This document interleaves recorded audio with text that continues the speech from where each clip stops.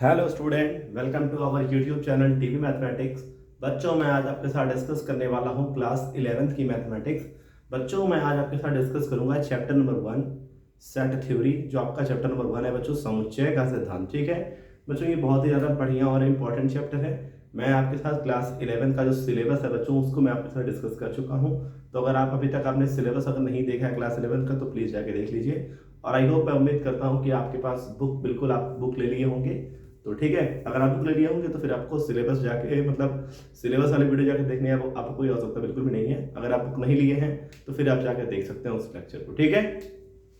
और बच्चों आज की क्लास में मैं आपके साथ क्या डिस्कस करने वाला हूँ, समुच्चय डिस्कस करने वाला हूँ कि जो चैप्टर नंबर 1 है बच्चों, वो क्या होता है, कैसे होता है। सबसे बड़ी बात बच्चों ये है कि आपको इसके बारे में, ठीक है, थोड़ी सी भी जानकारी बिल्कुल भी नहीं होगी, क्योंकि जो टॉपिक है बिल्कुल पूरा का पूरा न्यू है। आप 10th से पढ़ के आए हैं और 10th में ऐसा कुछ भी नहीं था। तो ये पूरा टॉपिक है बच्चों, क्या है वो आपके लिए पूरा का पूरा नया है। तो ध्यान से पढ़िएगा। कोई सा भी डाउट, कोई सा भी दिक्कत अगर आपको होगा तो आप प्लीज मुझे कमेंट करके जरूर पूछिएगा। ठीक है बच्चों, चलिए देखिए। देखो समुच्चय, देखो बच्चों किसको कहते हैं। समुच्चय मतलब होता है बच्चों समूह। क्या होता है, लाल लाल मार्कर लेता हूं, उनको देखते हैं भाई। आपको दिखाई दे रहा है स्टूडेंट इस वाले मार्कर से? रुकिए मैं देख लेता हूं। चलिए देखिए, समुच्चय का मतलब बच्चों आप कह सकते हो समूह। क्या कह सकते हो? समूह कह सकते हो। ठीक है। अब समूह क्या होता है? समूह मतलब बच्चों जब क्या हो कि बहुत ज्यादा लोग क्या हो जाए, बहुत ज्यादा लोग क्या हो जाए जब एक साथ आके बैठ जाए। ठीक है। जैसे मतलब 20 लोग, 30 लोग जब एक साथ आके बैठ जाए तो उन्हें बच्चों क्या कहते हो, समूह कहते हो। लेकिन जरूरी नहीं है कि समूह के लिए 20 लोग ही हो। समूह के लिए बच्चों 2 लोग भी तो समूह बना सकते हैं, बिल्कुल बना सकते हैं, कोई दिक्कत वाली बात नहीं है। ठीक है। 2 लोग, 3 लोग, 4 लोग, ये लोग बच्चों क्या होते हैं, समूह होते हैं। लेकिन एक अकेला आदमी बच्चों समूह है कि नहीं है, आप मुझे ये बताइए। ठीक, तो एक अकेला आदमी बच्चों समूह बना भी सकता है और नहीं बना सकता है। ठीक है। रेयर कंडीशन में आप यही बोलोगे कि एक अकेला आदमी समूह नहीं बना सकता है। ठीक। अब सुनो, जैसे मान लो मेरे जैसे 20 लोग आके क्या हो गए, एक पास ऐसे ऐसे मान लो बैठ गए। ठीक। अब बैठने के बाद क्या बन गया बच्चों, एक समूह बन गया। क्या हो गया? समूह बन गया। ठीक है। और जितने लोग इसमें आके बैठे हैं ये लोग क्या कहलाएंगे बच्चों, समुच्चय के अवयव कहलाएंगे। क्या कहलाएंगे? समुच्चय के अवयव कहलाएंगे। जैसे देखिए मैं आपको एक एग्जांपल देता हूं, लिख लीजिएगा एग्जांपल में। एग्जाम्पल, एग्जाम्पल देखिए, जैसे हमारे नेचुरल नंबर। क्या है बच्चों? Natural number. ठीक है। इसके अंदर बच्चों कौन कौन आता है? 1 2 3 4 5 6 डैश डैश इनफाइनाइट है। ठीक है बच्चों। तो इसका अंत हो रहा है बच्चों? नहीं हो रहा है। अब मैं कह सकता हूं कि ये बच्चों एक सेट है, ये एक समूह है या फिर एक समुच्चय है। जो बच्चों किसका समुच्चय है? प्राकृतिक संख्याओं का ये एक समुच्चय है। किसका समुच्चय है बच्चों? प्राकृतिक, प्राकृतिक संख्याओं का बच्चों ये एक समुच्चय है। ठीक है। जैसे मान लो मैं ले सकता हूं, क्या किसको ले सकता हूं, जो होल नंबर ले सकता हूं। वो कहां से स्टार्ट होता है बच्चों? 0 से। 0 1 2 3 4 5, कहां तक बच्चों? इनफाइनाइट तक, या फिर छोड़ दो, कोई दिक्कत वाली बात नहीं है। ठीक है। और ये बच्चों किसका समुच्चय हो गया, हो जाएगा आपका पूर्ण संख्याओं का, पूर्ण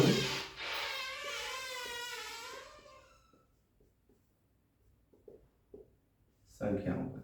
ठीक है, ये तो हो गया बच्चों। पर देखो अब मेरी बात ध्यान सुनना। आपको देखो मैंने डेफिनेशन देखी यहाँ पर मैंने लिख रखी है, वस्तुओं के परिभाषित समूह या संग्रह को समुच्चय कहते हैं। ठीक है। मतलब बच्चों समुच्चय वही होगा जिसके अंदर बच्चों क्या होगा, कोई ना कोई गुण होगा। ठीक है। मतलब कि उसके अंदर के जो अवयव है बच्चों, उनके अंदर क्या होना चाहिए, कोई ना कोई क्वालिटी होनी चाहिए। ठीक है। और बाकी हम लोग क्या कर सकते हैं बच्चों, उनको हम लोग डिफाइन कर सके, परिभाषित कर सके। परिभाषित मतलब बच्चों जिसको, जिसके बारे में हम लोग जानते हैं, जिसके बारे में बच्चों हम लोग बात कर सकते हैं। ठीक है, इसके बारे में, है कि नहीं। जैसे मान लो मैं बोल दूं इनफाइनाइट।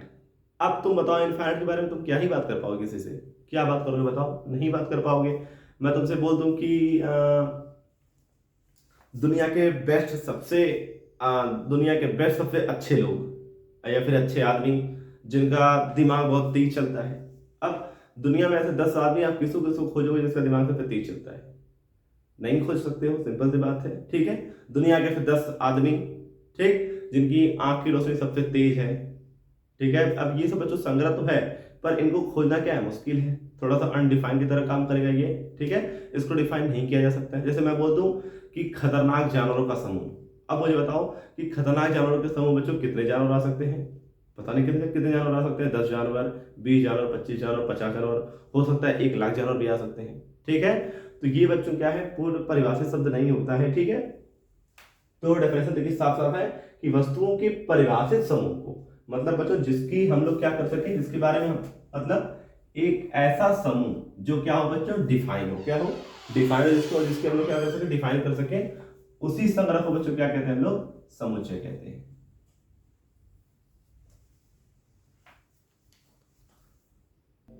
ठीक है स्टूडेंट, तो ऐसे बहुत सारे एग्जाम्पल आप चाहे तो ले सकते हैं, किसके लिए बच्चों, समुच्चय के लिए। ठीक है, जैसे आप देखो ये भी बोल सकते हो कि जैसे मान लो डिनर सेट होता है, ठीक, उसमें क्या होता है कि बहुत सारे बर्तन एक बार में होते हैं डिनर के, तो वो क्या हो गया बच्चों, डिनर सेट हो गया। ताश की गड्डी देखो मान लो जैसे हो गई, तो उसमें क्या होता है बच्चों, ताश की पूरे के पूरे पत्ते उसमें होते हैं, तो वो क्या हो गया बच्चों, वो ताश का एक सेट हो गया। ठीक है, तो इस तरह बच्चों सेट को आप परिभाषित करेंगे। ठीक है, बस क्या होना चाहिए, एक उसके अंदर के जो टर्म हो वो बच्चों क्या हो, वो वेल डिफाइंड हो। ठीक है, और उसके बाद हाँ, एक चीज बच्चों आप याद रखेंगे कि जैसे कि कोई भी तत्व, जैसे मान लो देखो इसमें, जैसे मान लो इनको हम लोग क्या बोलेंगे कि ये क्या है, ये समुच्चय का ये सब तत्व है, 1 2 3 4 बच्चों ये सब क्या है, तत्व या फिर अवयव है। तो कोई भी बच्चों किसी भी सेट का बच्चों अवयव तब बनता है जब वो क्या करता है, उस समुच्चय के गुण को बच्चों प्रदर्शित करने लगता है। ठीक, मैं आपको ये बताना चाह रहा हूँ, ध्यान से मेरी बात सुनिएगा कि कोई भी अवयव समुच्चय का अवयव बच्चों तभी बन सकता है जब वो क्या करेगा, उस समुच्चय के गुणों को अपने ऊपर निर्धारित करेगा, या फिर उसके अंदर वो गुण होगा, तभी क्या करेगा बच्चों, वो समुच्चय बन सकता है, या फिर उस समुच्चय का अवयव जाके बन सकता है। ठीक है, तो बच्चों आप ये एग्जांपल नोट कर लीजिए, फिर मैं इसके आगे आपको बताता हूँ कुछ।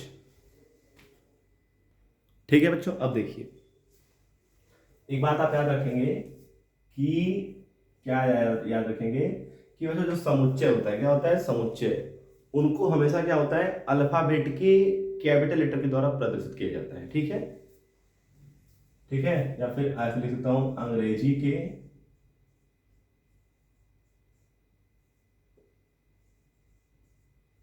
बड़े अक्षरों द्वारा।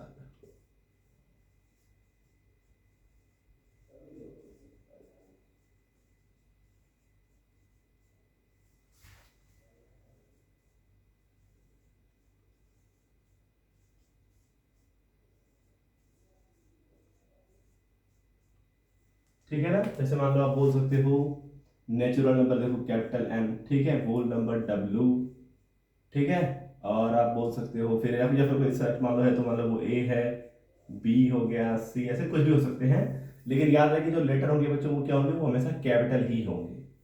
ठीक, या आप लिख दो सेट, या फिर समुच्चय अंग्रेजी के बड़े अक्षर द्वारा प्रदर्शित करता है, प्रदर्शित करना है, करना है। ठीक, ये हो गई बात बच्चों। एक बात और देख लीजिए आप कि बच्चों किसी भी समुच्चय में कोई चीज एक बार से ज्यादा बार नहीं आ सकती है। ठीक है, जैसे मान लो मैं ऐसे बोल दूं, जैसे मान लो मैं बोल दूं A B C, A B D C, मैं बोलूं बच्चों कि ये क्या है, कि अंग्रेजी वर्णमाला का एक समुच्चय है, मैं मान लो ये बोल दूं, लेकिन मुझे क्या दिखाई दे रहा है बच्चों, कि मुझे बच्चों ये दिखाई दे रहा है कि इसमें, हाँ इसमें बच्चों जो ए है वो कितनी बार आ रहा है, 1 2 बार आ गया। ठीक है, तो अब इनको 2 बार लिखे क्या करते हैं बच्चों, हम लोग इसको एक ही बार लिखते हैं। ठीक, बी बच्चों देखो कितनी बार आ रहा है, 2 बार आ रहा है, तो इन्हें भी हम 2 बार लिख के क्या बार लिखेंगे, एक बार लिखेंगे। सी देखो कितनी बार आ रहा है, 2 बार, तो इन्हें भी क्या बार लिखेंगे, एक ही बार लिखेंगे, और डी एक बार है तो उसको एक बार लिखेंगे। ठीक है बच्चों, बात समझ आई, किसी भी समुच्चय में कोई चीज बच्चों एक बार से अधिक बार नहीं लिखी जा सकती है। ठीक है, उसको हम लोग क्या करते हैं, बस और बस एक ही बार लिखते हैं। ठीक है, ये हो गया बच्चों दूसरा कंडीशन। ठीक है, आप इसको नोट कर सकते हैं, यहां आप लिख सकते हैं कि अवयवों की पुनरावृत्ति नहीं होती है।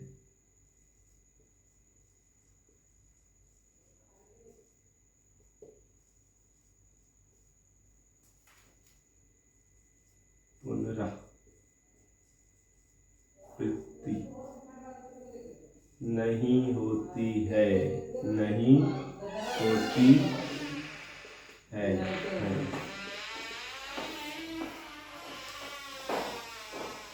तो इसको भी स्टूडेंट पटाख से नोट कर लीजिए आप लोग। तो अब देखिए स्टूडेंट, हम लोग पढ़ेंगे समुच्चय का निरूपण।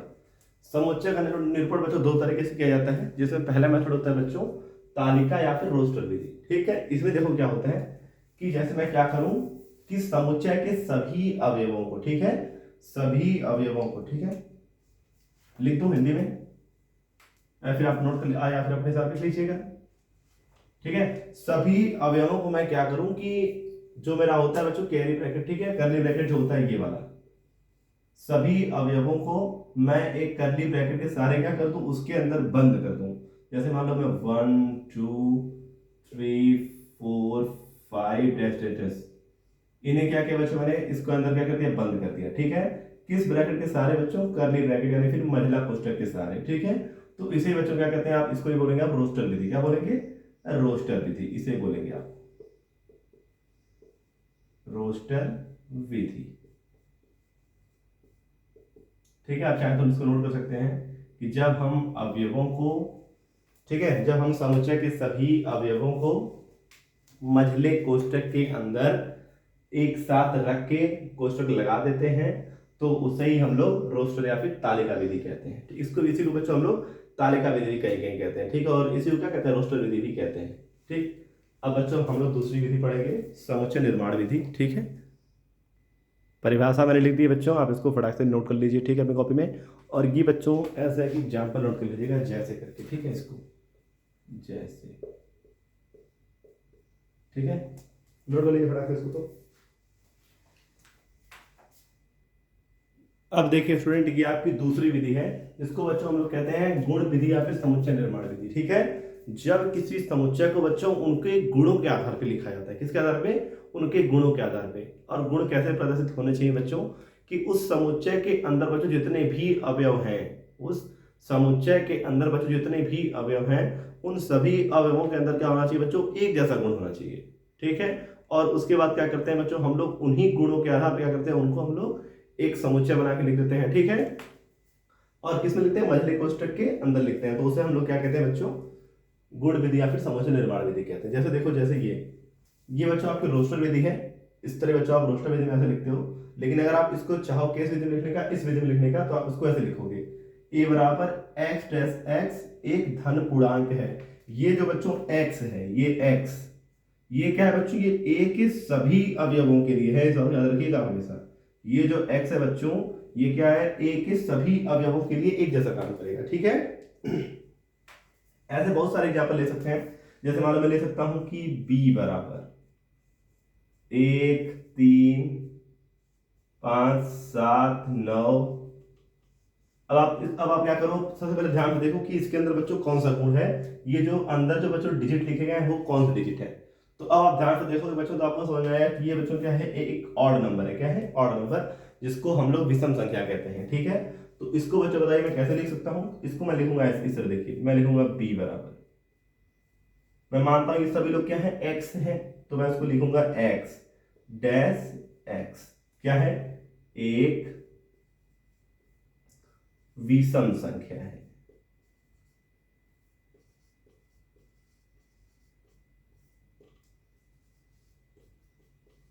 ठीक है स्टूडेंट, तो इसी तरह बच्चों हम लोग क्या करते हैं कि किसी समुच्चय को बच्चों हम लोग उनके गुणों के आधार पर क्या करते हैं, उसको प्रदर्शित करते हैं। तो समुच्चय के इस सिद्धांत को बच्चों क्या कहते हैं, गुण विधि या फिर समुच्चय निर्माण विधि कहते हैं। तो उसको फटाक से बच्चों नोट कर लीजिए और ये एग्जाम्पल लिख लीजिएगा अपने लिए। ठीक है,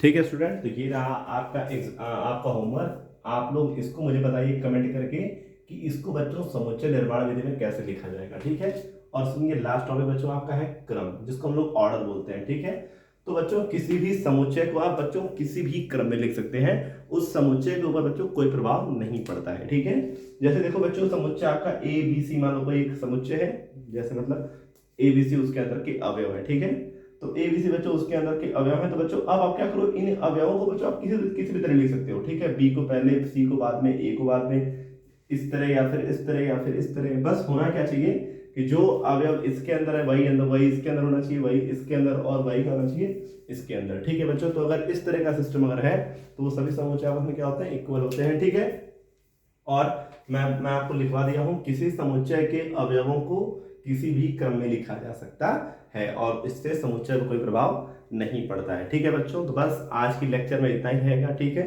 काफी लोग आते जाते रहे हैं तो वीडियो थोड़ी सी बड़ी दिक्कत हुई होगी आई। ठीक है, तो मैं नेक्स्ट लेक्चर में थोड़ा सा सुधार करूंगा इसको। तो और हाँ, आप प्लीज वीडियो को अधिक से अधिक बच्चों को शेयर करिएगा ताकि ज़्यादा से ज़्यादा बच्चे वीडियो को क्या कर सकें, देख सकें। और नोट्स बच्चों बना लीजिए आप लोग, और अगर आपके पास बुक नहीं है तो प्लीज बुक खरीद लीजिए। नेक्स्ट लेक्चर में बच्चों मैं आपके साथ डिस्कस करूंगा एक्सरसाइज 1.1 के जो क्वेश्चन है बच्चों वो किस तरह के हैं, कैसे उसको लगाना है, ये सब बच्चों मैं आपके साथ डिस्कस करूंगा। ठीक है, तो thank you so much for watching this video. और बच्चों प्लीज वीडियो को अधिक से अधिक शेयर करिएगा ताकि अधिक से अधिक बच्चे क्या करें, इस वीडियो को देख सकें। थैंक यू सो मच बच्चों।